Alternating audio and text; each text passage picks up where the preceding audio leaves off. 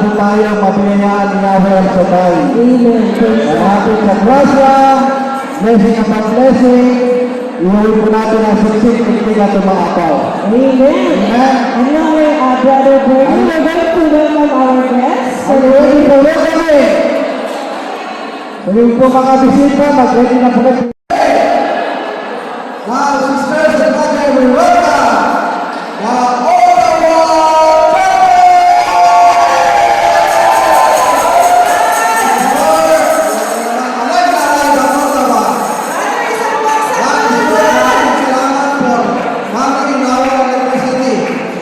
the anniversary of all that matters. Wow, sister!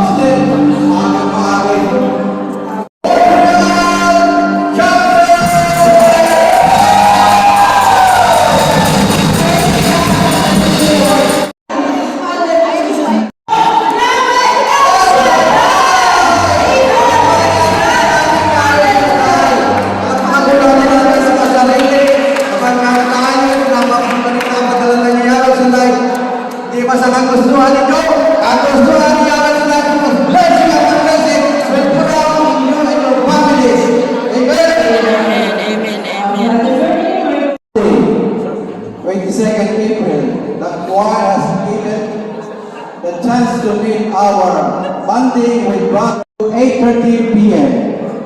Brother Albert Magno, ang ating pong IDF, International Disciple Preacher. Pagkakataon na po natin na makabanding si Brother Albert sa center. Pwede po tayo magtanong at hingin ng advice para sa luwag ng ating parang. Amen. On Wednesday, open us our Mother of Perpetual in the Word of God. Amen. And Thursday, and April 28. Isa po malakas ng papuri sa ating Panginoon!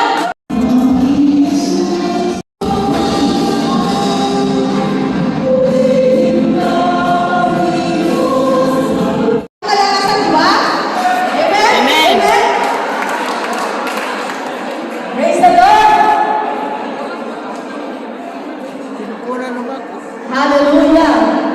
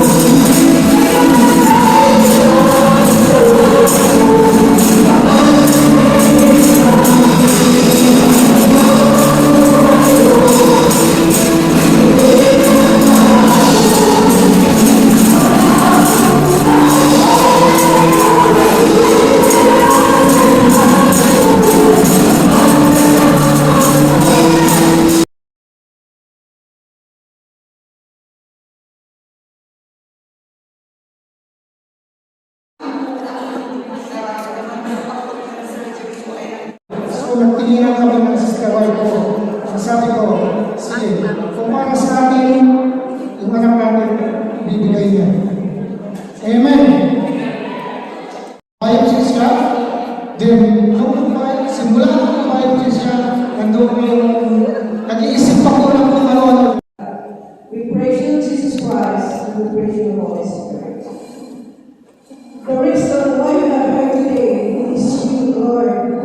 We want to exalt your name. Lord, bless me as I will deliver the inspirational thought and bless the words, Father God. Not my will, but your will be done.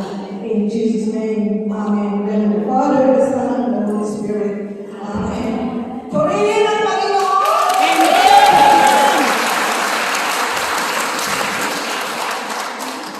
So I only 4 minutes to talk. I'm so nervous. I told God, Lord, help me.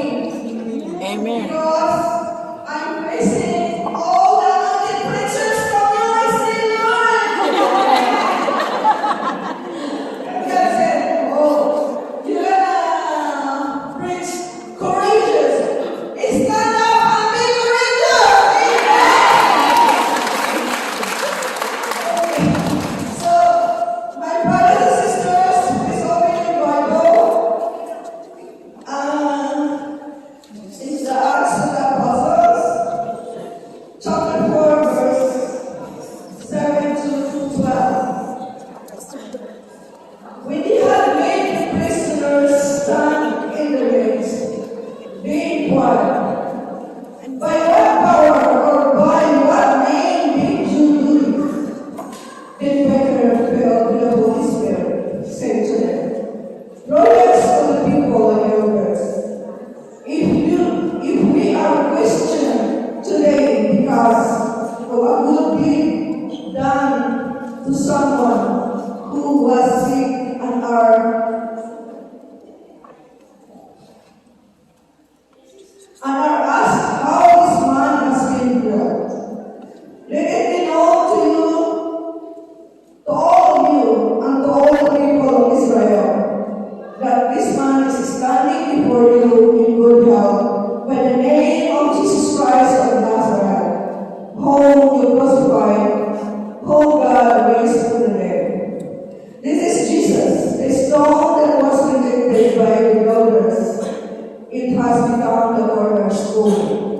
There is salvation in no one else, for there is no other name under heaven given among mortals by which we must be healed. The word of the Lord. Thanks Give praise to the Lord.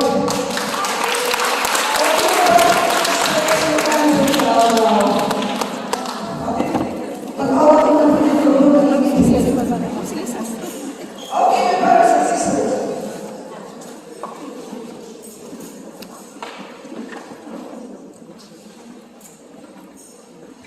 There is a question here. By what power or by what name did you do this? I know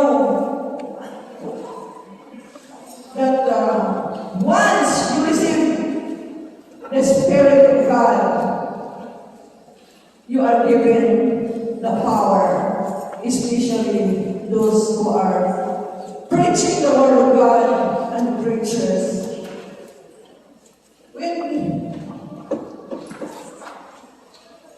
When they question Jesus, when they question the disciple, Peter and John, because of the good deed that they made, they heard that people lame beggar who was always asking for money, and the elders they questioned him by what power or by what name did you do this? And he answered with courage that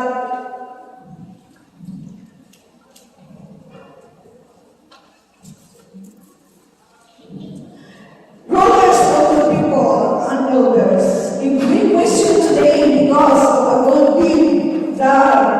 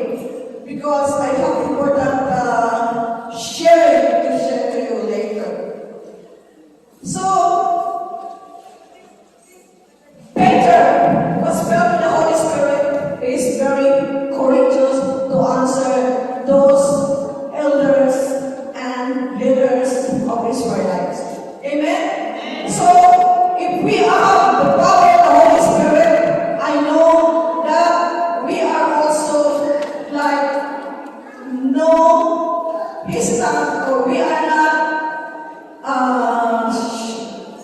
we are very courageous to answer whatever persecutions or problems that we encounter in our life. Amen? Amen. So, pag dumaan tayo sa atin sa mga problema or pagsubok, if we encounter trials, problems, and persecutions in our life, what do you feel? Do you feel, how do you feel if you encounter trials in your life? Are you being courageous? Yes, this is the one that I will tell you. Be courageous, my brothers and sisters. Why? If we say in Deuteronomy 31 verse 6, be strong, be courageous, do not fear or be afraid of them. For it is the Lord your God who goes with you. He will not leave you nor forsake you. Yes, it is true, my brothers and sisters. If we have many trials or problems, just be courageous and believe in God that He is there, always with us. Amen. Amen. My brothers and sisters. So,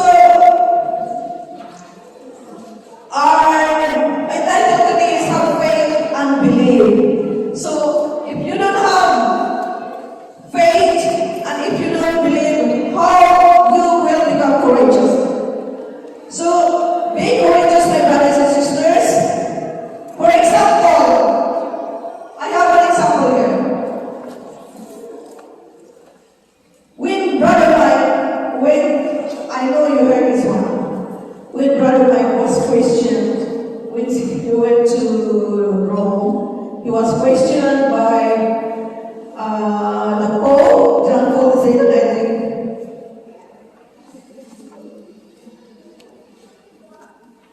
Talagang in-introduce ko. This is my first time to give an inspirational talk. Sharing is okay for me. So, when Brother Mike was questioned by the Pope, and he was so courageous to answer the 10 questions. He was questioned, did you study theology? Brother Mike said no. Do you know the Bible? No. For 10 questions, only one question that he answered courageously. What is it? Are you a Catholic? And Brother Mike said, yes. And Bishop Mike said, good, you answer very good. Why?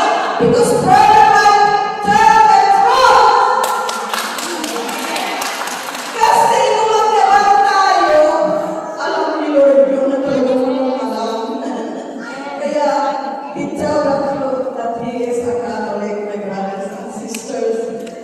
So, ganon din po tayo, lumalakas tayo sa kapagsubo. Kaya, we must be courageous anuman ang mga haka-haka o mga question sa atin dito sa gawain ng Shaddai. Be courageous to answer whatever question you will ask us. Amen? Ang pangalawang point, ibigay ko, confidence. Peter was so confident to answer the elders of Israel. Hindi po siya natakot. So, in Jeremiah chapter 17, verse 7, but blessed is the one who trusts in the Lord, whose confidence is in Him. Magpalad ang mga taong nagtitiwala kay Yahweh, pagpapalagin ang umaasa sa Kanya. My brothers and sisters, gusto ko sanang i-share, konti lang share ko sa aking buhay.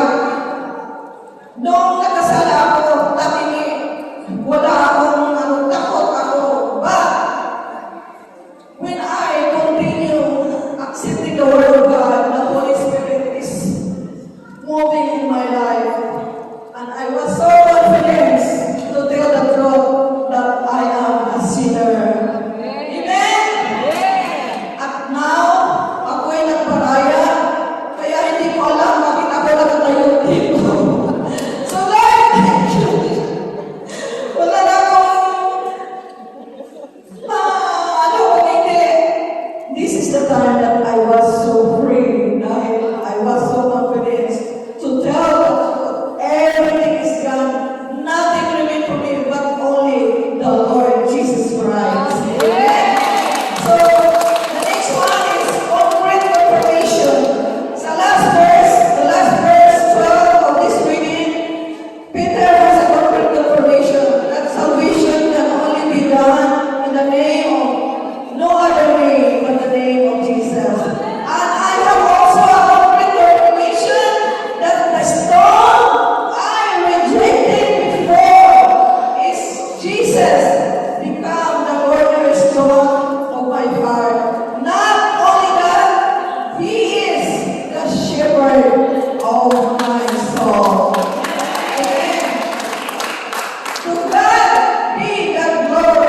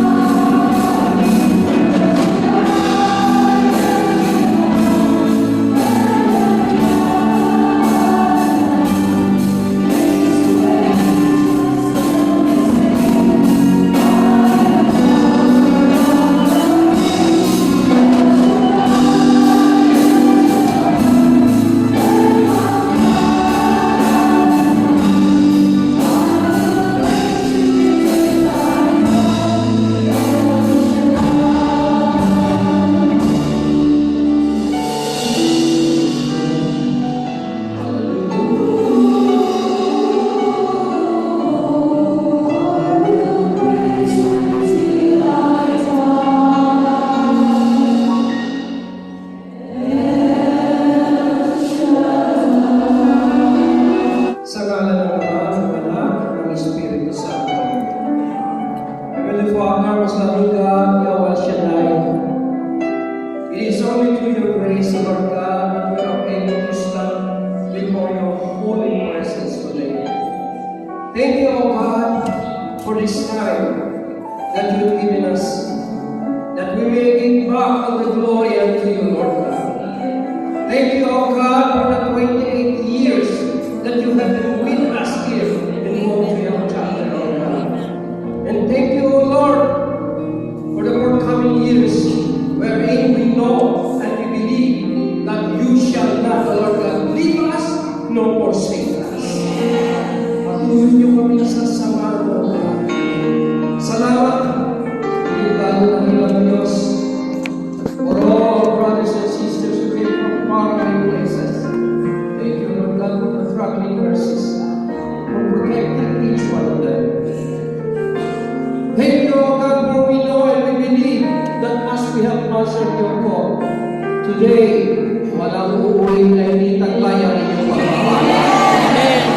Walang dalang sa ulan na hindi dala ang inyong presensya. Amen. Oh yes, Father, and as always, we humble ourselves to you on today, O God, as we accept that truly we are nothing without you.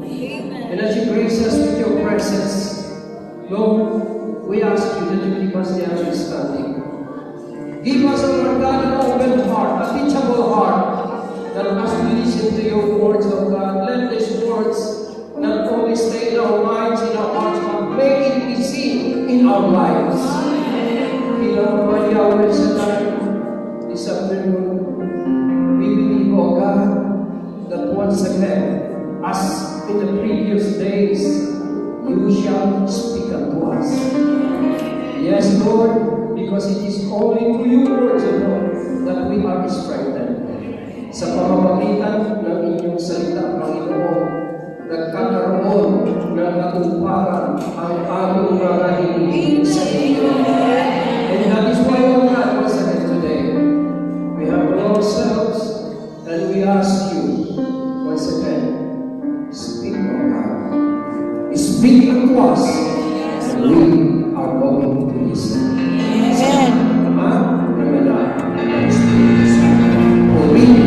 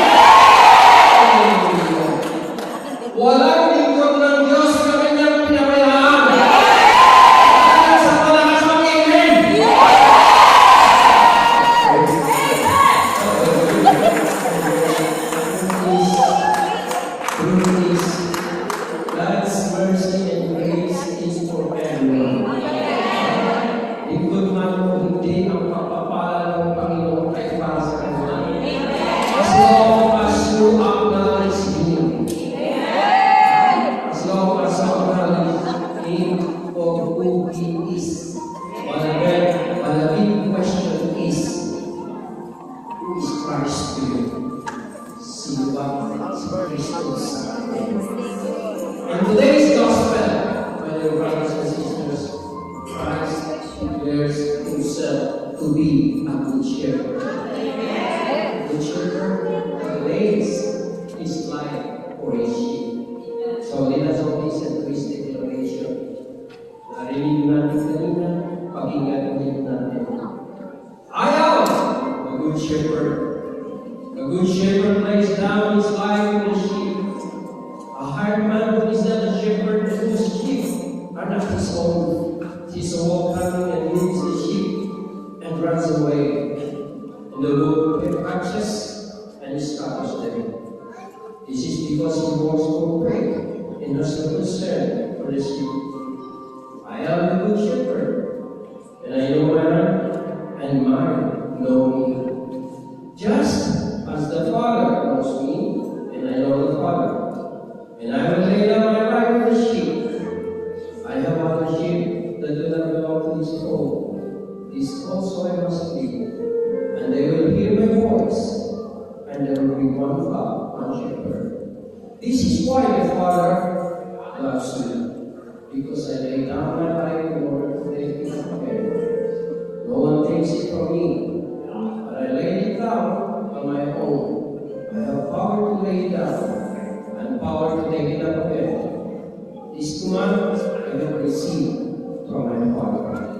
My dear brothers and sisters in Christ, the gospel of the Lord. To God be the glory.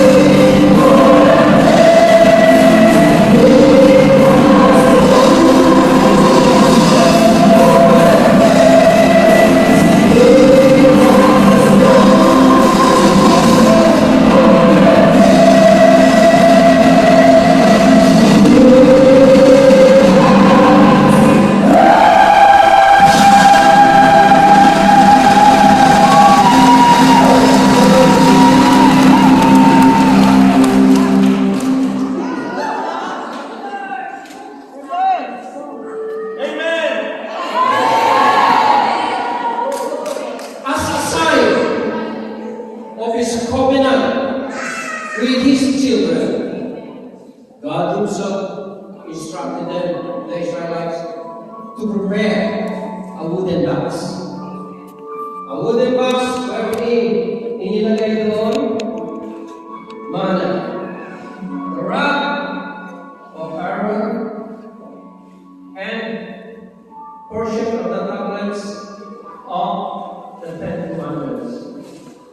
My dear brothers and sisters, they call this box the Ark of the Covenant. This Ark of the Covenant was God's presence on earth. It was so holy. It was so holy that if a man touched it, you die because of its holiness. When the Israelites had a war with the Philistines, it was captured by the Philistines.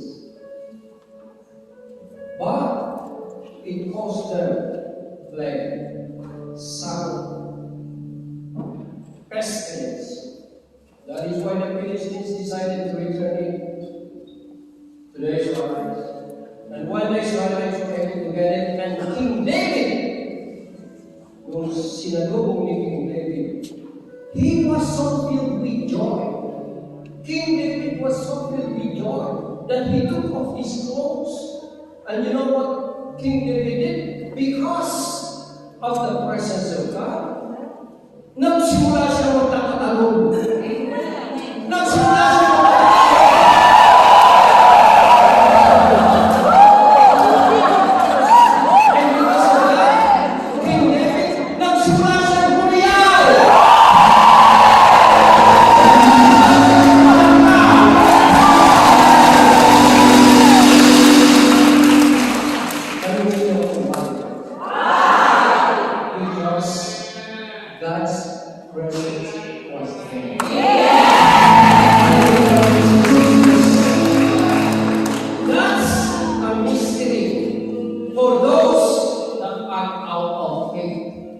para sa mga hindi naniniwala, yan ang isang misteryo.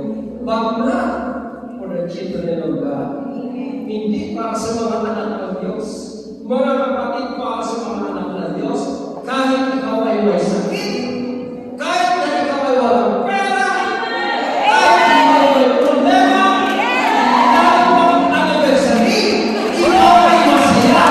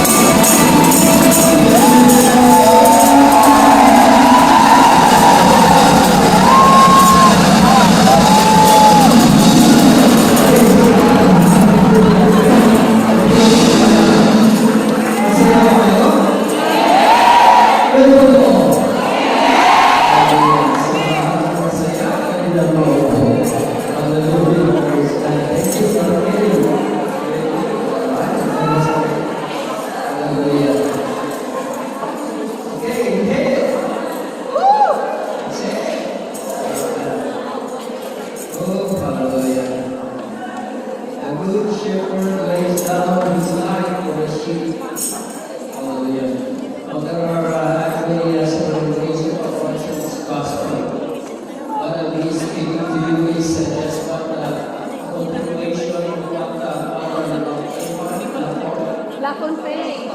as I'm starting I can actually process theoretically. I don't know this brother way, this brother way. So I can also speak to this one, literally what actually happened. But you know what I noticed, in my missions I noticed one thing, the best way is information. I don't think I know you are. The best way is symbology. God is my shepherd. The Lord is my shepherd. God is the shepherd of his people. Amen. Amen. And Christ declares himself to be a good shepherd. The question is, what does a good shepherd do? Ano ba ang ginagawa doon? And as per our theme, ang sabi doon, a good shepherd lays down his life for the sheep. You know, there is this, do you know Bishop Oscar Solis? Most of you knows him, he is actually our first bishop, Filipino bishop in the United States. Bishop Oscar Solis once said, ang sabi niya, to be a good shepherd, you must smell like a sheep. To be a good shepherd, you must, and now putting this in simple things. And I would like to give an illustration of which I always use wherever I am assigned. This is it's about what Jesus has done. Now, sino na sa inyo nakakita ng buyaw? Langgam. What is buyaw?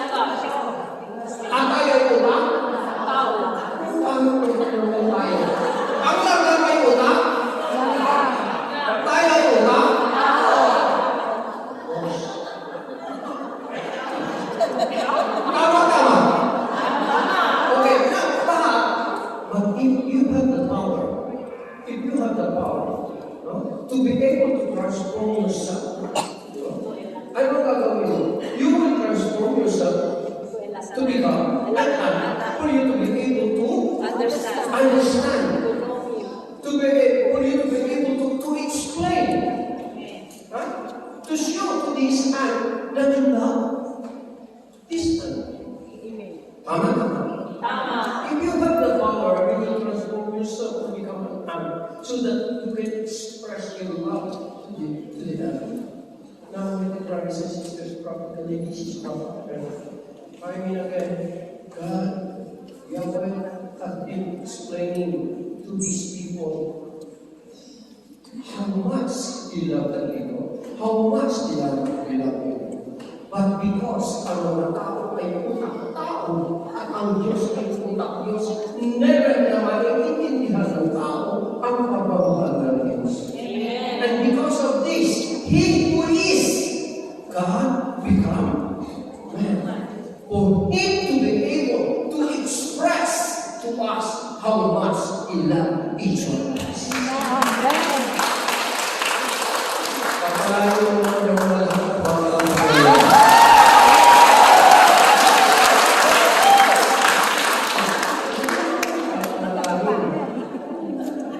So, He who is God, became man and died for us to be able to understand. Shepherd lays down his life to his sheep and brothers and sisters. And even today, God still, my brothers and sisters, take care of his needs. Hanggang ngayon, because God does not change, even today, among other things, ang ginagawa ng Diyos, He always leads His people. He leads His people.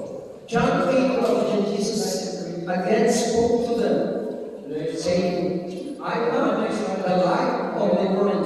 He who follows me will not walk in the darkness, but will have the light of life. He who follows me. No, imagine, my brothers and sisters, imagine, because all the sheep are supposed to be, we call this in Tagalog, sunat. But in English, we call this not sunat. So all the sheep are there is always the saying that goes like this. The grass is always greener outside. The grass is always greener outside, not outside.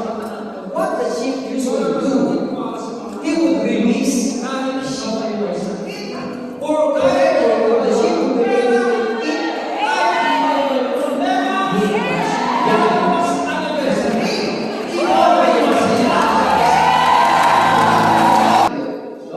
There is always outside, there is always a danger. Pag pinabayaan ng sheep, there is always a danger. Kaya sabi ng Panginoon, follow me. What we have to follow God. Hindi tayo mauna sa Kanya. Sumunod lang tayo. Sapagkat hindi ka sumunod sa Diyos at nauna ka, mapapahiwa ka.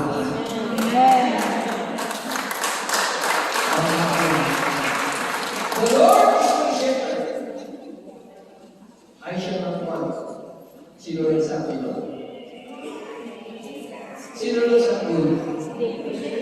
Si Hari. The Lord is my shepherd. I shall not want. Sino shepherd yun? David.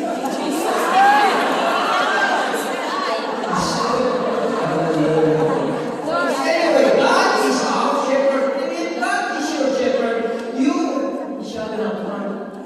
Ibig sabihin, hindi ka mangangailangan pa kung ang Diyos ang iyong pastor. Pero ang iyong ay nangangailangan, tulad ka, nagkakaako kung ang Diyos ang pastor mo. Sapagkat God always provide. Sino sa inyo ang kulang sa akin? Okay sa isip. Ano ba ang kulang mo sa araw na ito kung ikaw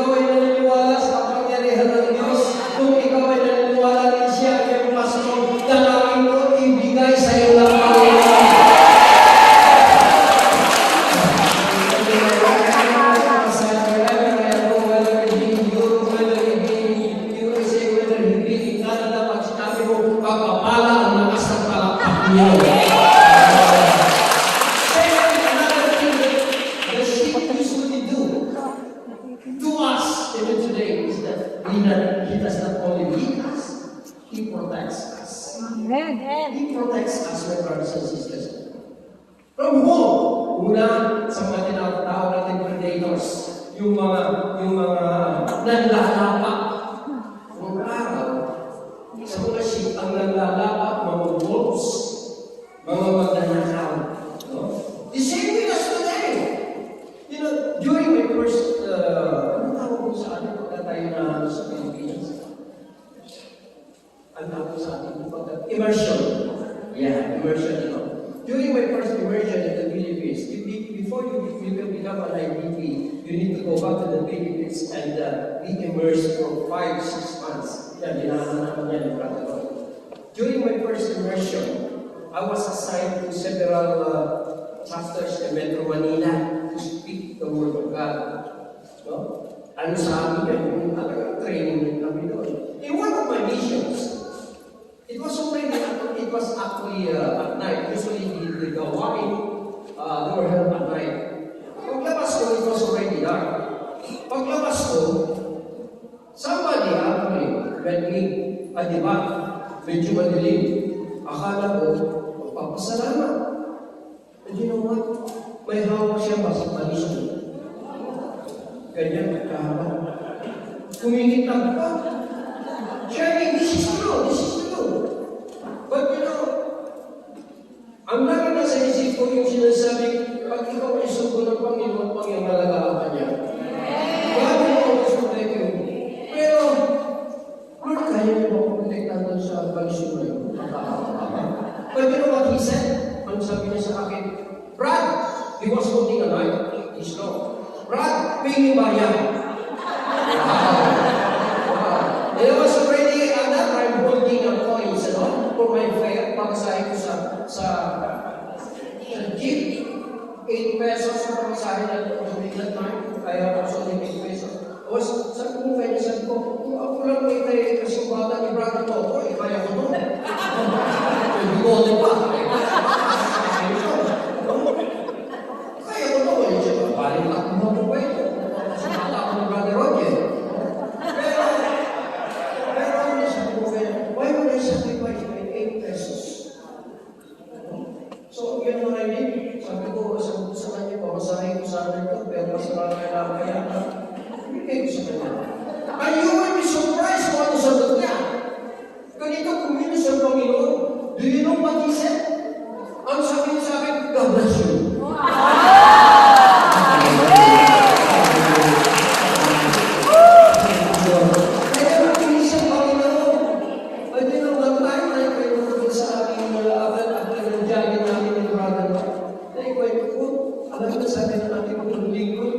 Sabi ni Brother Mike, you know, Brother Mike, he would just smile and he would comment. And sabi niya pagkatapos ko magkwento, sabi niya sa kapatiran niyo.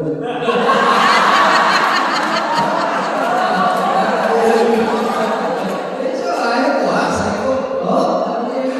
ko, bakit po? Ay! Sabi ko, sinusubukan ka naman kung sa'yo ka.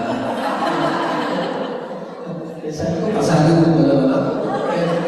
But anyway, my brothers and sisters, God will protect us from any harm, from any danger. But above all things, remember this, God will protect us from ourselves.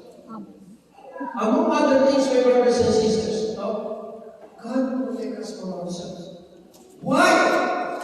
You know, on my first mission in UK, ang UK, United Kingdom, malapit lang yan sa Scotland. What we usually do, ginagawa ko rin ba yung brother ngayon? We travel to Edinburgh, to Scotland. So pag malapit kami ng Scotland, what we usually see, doon sa scenery, makikita namin talagang green fields. Makikita niyo doon, green fields, mga sheep. Ang mga sheep na nakikita namin doon, 99% na sheep na nakikita ko doon, hindi sila nakatingala, hindi sila nakadiretso, nakatingala. Bakit kaya?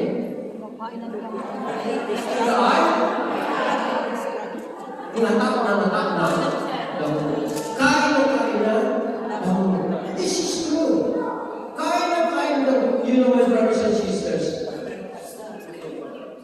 for the sheep, this is what we make nomadic grazing. Ibig sabihin, they are set loose to eat in the fields.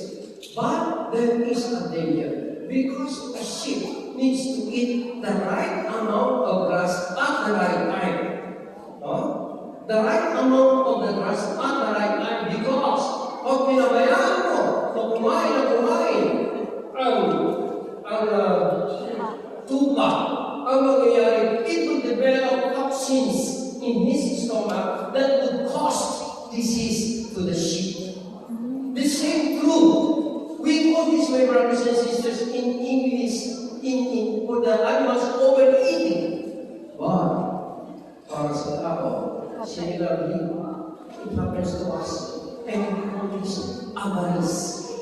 Sabihin mo nga, avarice. No parle francés. Kasi nga naman Francis, yan ang tumupagin sa akin mga boxi. No parle francés. Pansin. Anyway, ano yung sabihin ng avarice? Avarice is sort of, kumbaga sa pagkain, this is actually gluttony. No? Pero sa atin, sa tao, we call this avarice yung sobrang pagkaharap. Sobrang paghahanap, my brothers and sisters, na may mga nagsasabi sa akin, wherever I go, when I look for somebody, the always excuse is this. Pasensya na po, brother, nagtatrabaho nito.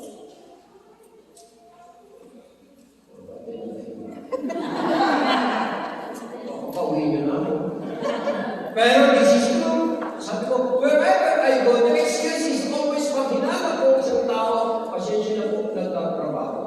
Now, don't get me wrong. Lahat tayo ng trabaho, kailangan ng trabaho. Kasi mga sabi ni Siya po, pag hindi ka nagtrabaho, hindi ka. Inisip ba tayo muna sa akin yun? Pero totoo ito, di ba? Amen! However, that is not the only working. Because God wants us to work. Kaya nagiging masama ang trabaho. Nagiging masama ang trabaho kung inaagaw nito ang posisyon ng Diyos sa buhay mo. Kaya ako naniniwala, lahat ng may trabaho sa araw na ito, na magpunta rito, tiyak ang papalain na natin.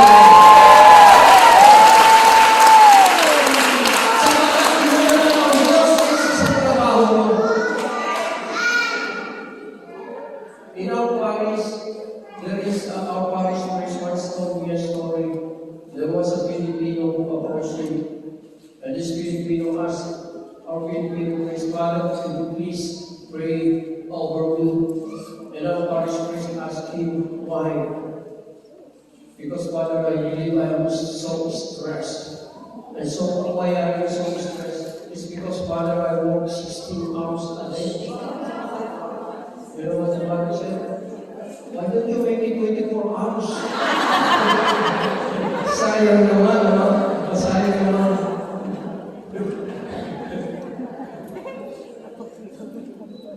God will protect each one of us, especially for ourselves. But the most important thing that the sheep will do, the shepherd will do, he will discipline us. He will discipline us. You know, the shepherd carries three things. The shepherd carries three things. One is a slingshot.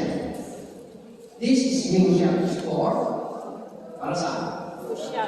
Sa mga animals, or for the pigs. Another thing that the shepherd will bring is what we call the rod. Yung pagpapasok rin ito. Another thing, actually, that the shepherd will bring is what we call the staff. The staff, my brothers and sisters, it has now a hook. Sa Tagalog, we call that kalawit. Sino pa alam mo may kalawit? Kalawit.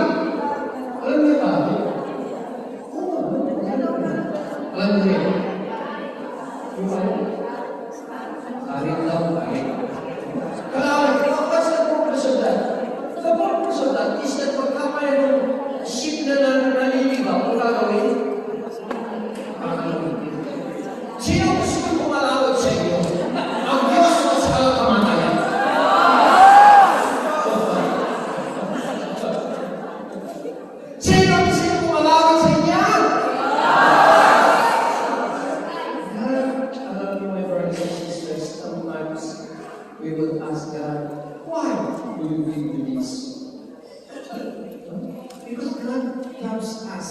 Amen. And sabi nga na, kung God loves you, disciplines. Amen. Gusto ko mahal ka ng Diyos, disciplinahin ka. Amen. Lagi ako mahina mag-amen. Kailan lang nila. Amen. God will discipline us, my brothers and sisters. You know, I have read the story about this. Sometimes these sheep, because they look for a greener pasture. They wander, ikot, what happens to them? Sometimes they fall down. Those who are edges. And once they fall down on these bridges, what usually the shepherd they would not right away go down. Hindi ka nagbababa para kunin. No? They would wait for several hours. Sometimes they would wait for 24 hours before they go down and take the sheep back in.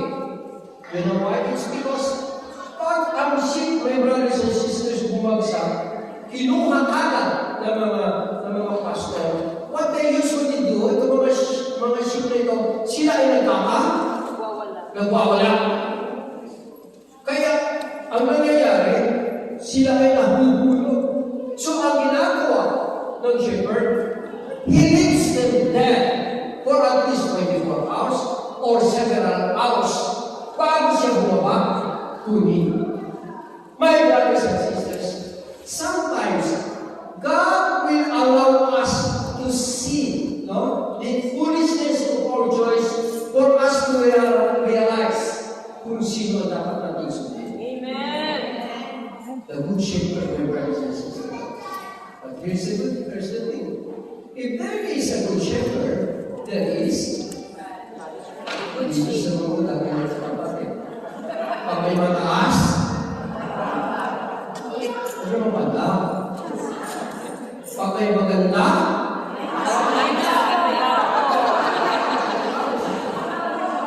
May pangit.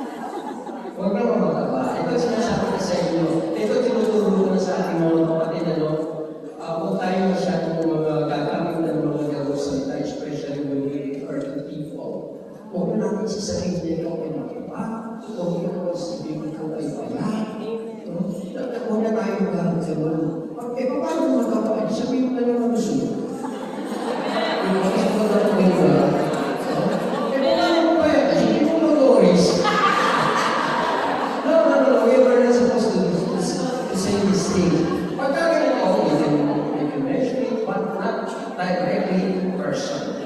We're not supposed to do that anymore. Kapag tayo ay mga anak na ng Diyos. Amen. If there is a good shepherd, there is always a bad shepherd. Always a bad shepherd. What is the difference between a good shepherd and a bad shepherd? The good shepherd uses its power to care for the sick. Ang mga mabuting pastor, kanina tinanong ng father, yung mga pare-kaya mga mabuting pastor. It's because of brothers and sisters, God is not only the shepherd. No? He commissioned these two people. Our leaders are supposed to be our shepherd. Our leaders are supposed to be our shepherd. No? Alam niyo, mahirap sa isang gawain na marami mga nagpapasto. Ito ay tanong ko nga yung minsan, sabi ko nga yan, ano ang mararamdaman niyo kung tutupin kung ikaw ay naglalakad at habang sa paglalakad mo, nakasalubong ka ng isang tao gabi, walang ulo. Ang tutupin. Kayo ay? Kung ano ka sa paglalakad mo makasalubong ka, dalawang ulo. The same to in a community. Pag maraming leader sa community, napakagulo. Kung meron coordinator of the match, yan ang coordinator of the match.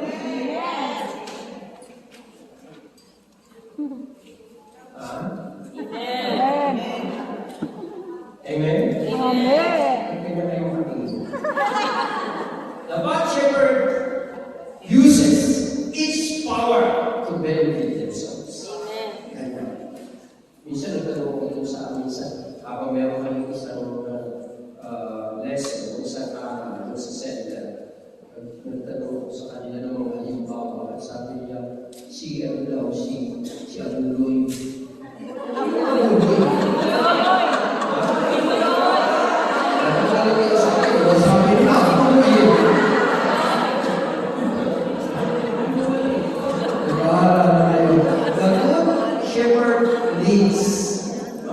The good shepherd leads. The what? Shepherd rides. Tatandaan nito. Ang good shepherd, the good shepherd like Jesus, he would tell the flocks, follow me. But the bad shepherd, he wouldn't say, follow me. Ang gagawin ng mga bad shepherd, they would throw. Tinutulak. Push. No?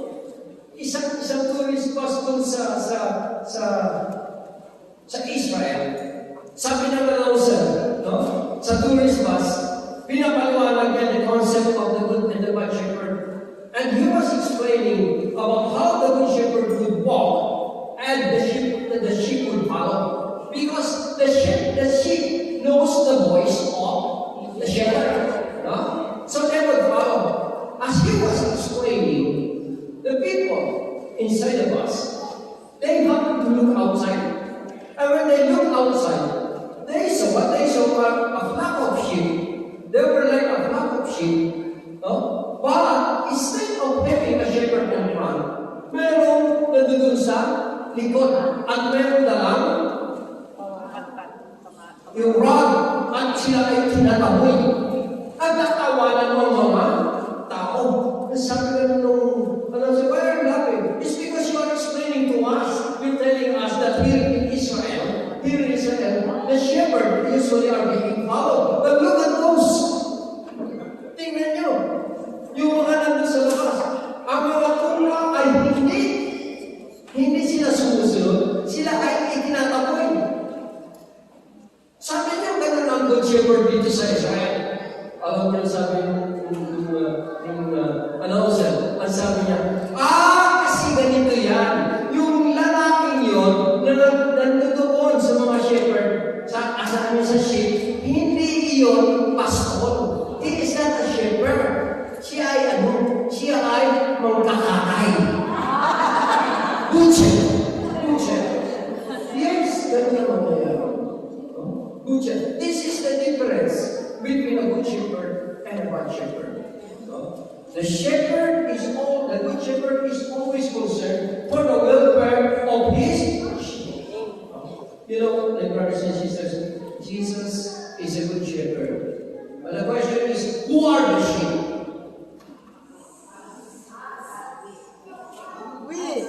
Ano ba sinasabi ng sheep?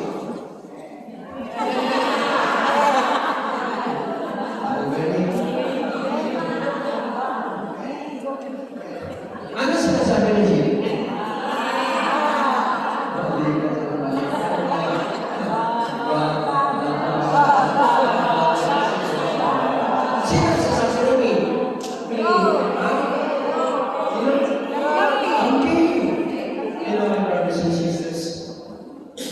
Thinking of ourselves as sheep is good, especially when we come to realize what it says in the Word of God, that in the end times, we will be separated like the goats and the sheep. The goats, yung mga nagsasabi ng laging sasabi ng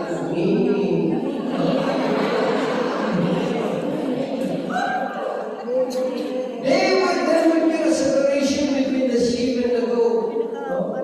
But alam niyo mga kapatid, if we examine ourselves, we may not be so complimented if we actually live with ourselves as the sheep. Tayo mabubuting tupa. You know why? In the Bible, my brothers and sisters, sheep is actually one of the most dumb animals. Ang mga tupa ang isa sa mga pinaka-bawa. Sabihin niyo po. Okay, tingin sa sarili. Totoo ito. Ang pinaka-bawa. In the Bible, people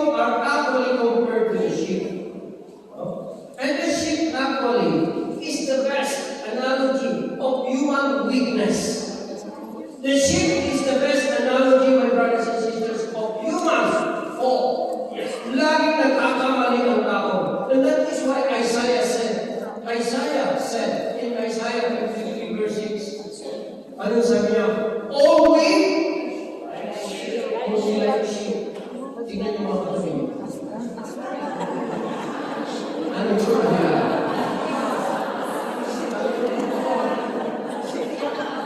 All we like sheep was gone astray. Each of us in our separate way. Mga kapatid, ano? There was an experiment where they actually tested, experimented about the sheep. They put all the sheep all together. And you know what happened? They were all together peacefully. Nasa sila kulungan, magkakasama sila. However, nung tumigla, nung kumulog, ang ginawa ng mga tupa, sila ay nagsiksikan. They actually hurt each other because of that. Dahil lang sa isang kulog, my brothers and sisters, they were frightened, they became angry, and they were confused. Parang ang tao, mga kapatid, kundi problema lang, nagiging mananakutin, nagiging gagalit sa mundo, nagagalit sa kapwa, mahina ang pag-intindi. The sheep is the best analogy of human weakness. No? Ibig sabihin, unless there is a good shepherd, the sheep will not survive. Unless there is a good shepherd, no? We will only continue to live the life of a good life if we have a good shepherd. My brothers and sisters, ano naman ang dapat natin gawin? If we are the sheep, what are we supposed to do? One, dapat natin gawin. The very first, the most important thing that the sheep needs to do, trust the shepherd. Amen. Trust the shepherd. Trust, my brothers and sisters, that today, ipinagpalit mo ang Diyos sa trabaho, hindi ka niya papabayaan.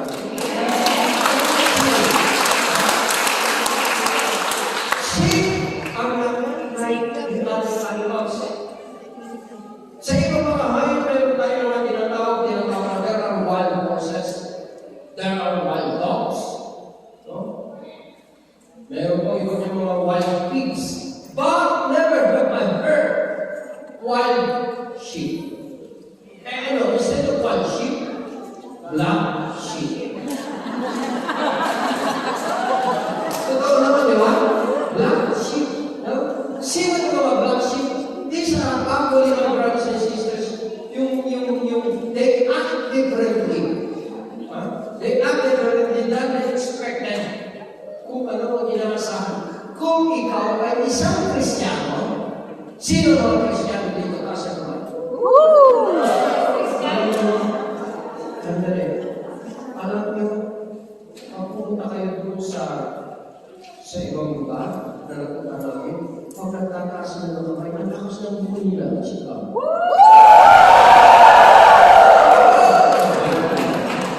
John 10:27, and sabi to my sheep hear my voice, and I know them, and they follow me. Following is a requirement for a trust. Kailangan sumunod ka para ipakita na nagtitiwala ka. Ang gawin, trust the shepherd. Pangalawa, stay in the fold. Manatili ka sa kulungan. Amen. Sabi ng Panginoon, narinig natin kanina, sa John 9:6, I have other sheep which are not of this fold. Listen to this. God said, I have other sheep that are not of this fold. I must bring them also. In Tagalog, I'm going to translate this in Tagalog. May iba pa akong tupa na nawawala, kaya huwag ka nang mawawala. May iba pa akong tupang nawawala, kaya huwag ka nang mawawala. What sabi sa Tagalog? Translated into modern lingo, ang sabi, mga kapatid, what it actually means is that huwag na tayo mag-excuse na pag may hinanap ka, may hinanap ako, pag hinanap yan, ang kadalasan sinasabi, may pinag-dadaanan. Ano sabi ko? Makiraan, alam. pinagdadaanan ka, makilala ka lang, huwag ka lang lumabay. Alright? Huwag ka lang lumabay. And, pangatlo, last.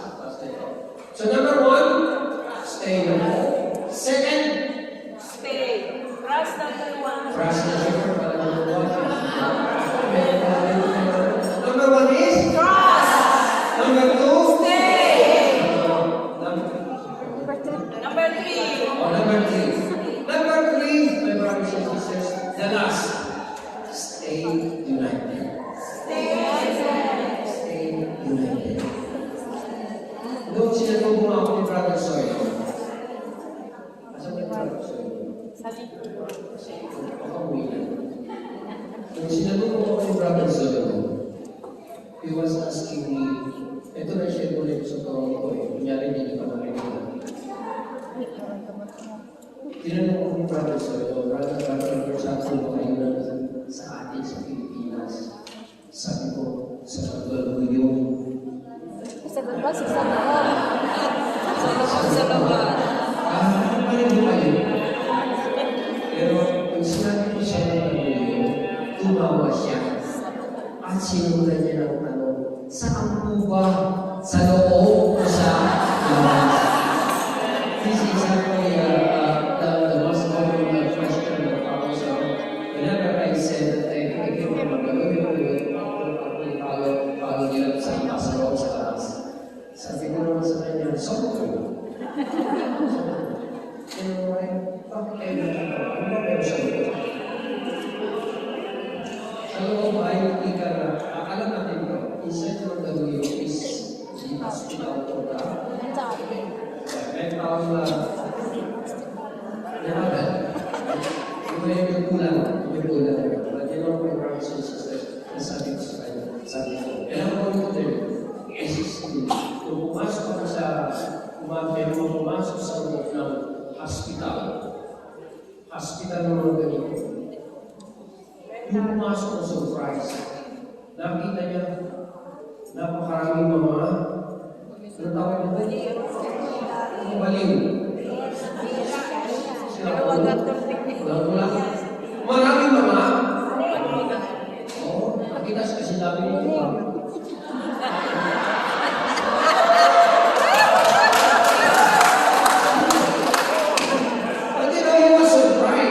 Sabi niya, nakita niya, sa dami ng mga ganito, siguro, tatlo lang kami, nakita niya security guard. And so he asked the security guard, sabi niya, look at these people, mga ganyan, sira ulo. Sabi niya, and there are only like 3 of you.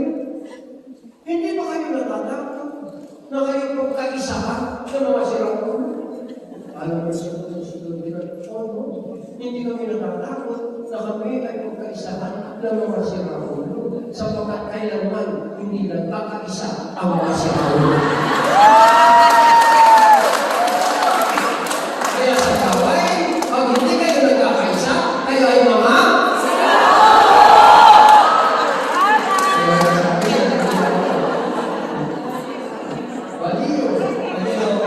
my brothers and sisters, in closing, there is actually a place. Gusto niyo bang mapunta sa isang lugar sa kung saan, in a place wherein God declares a blessing?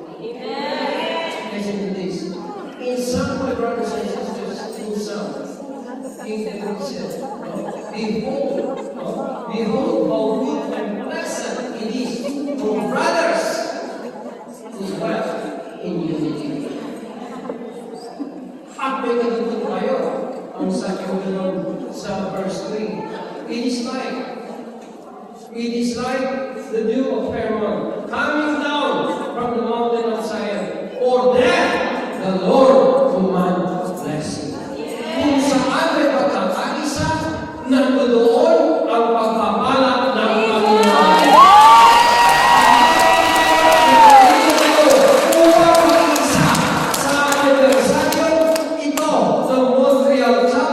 Maniwala kayo, tanggapin nyo ang pagpapala.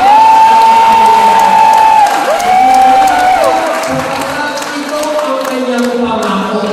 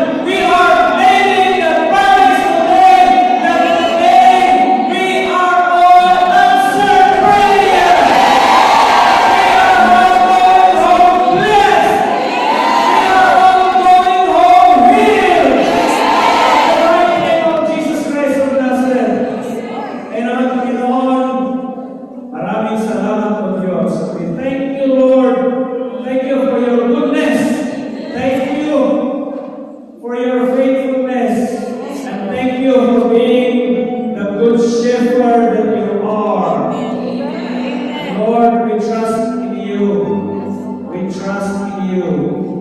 We trust in you. Panginoon, maraming salamat. And we give you back all the glory, honor, and praise.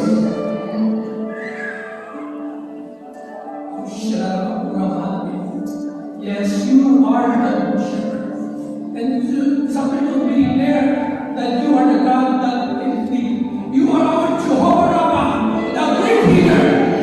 Oh, our shepherd. And Lord God, we trust you, our sister Adia Bebel. We pray for the miracle healing right now.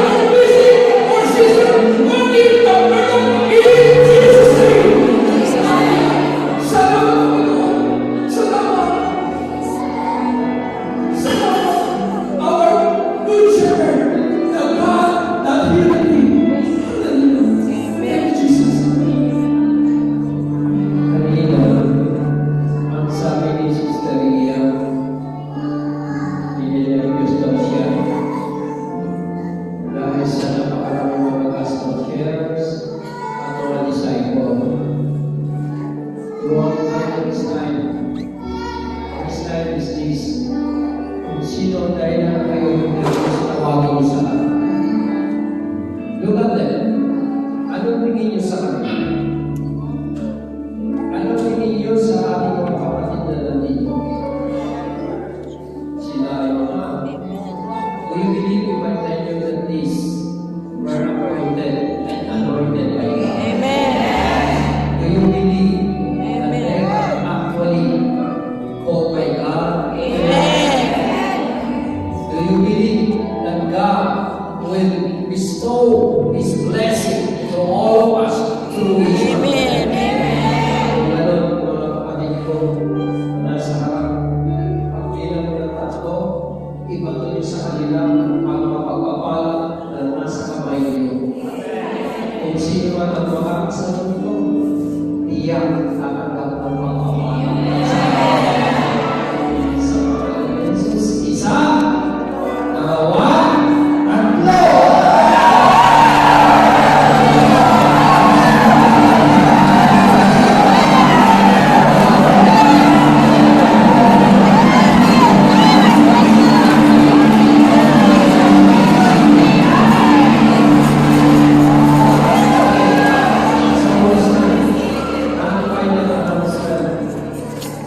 Hindi natatapos dito ang pagpapala ng Panginoon. Meron pang susunod. Sa oda mo! Ourselves and let us all bow down as God, as we ask God to bless each one of us in the name of the Father, and of the Son, and of the Holy Spirit. Amen. As all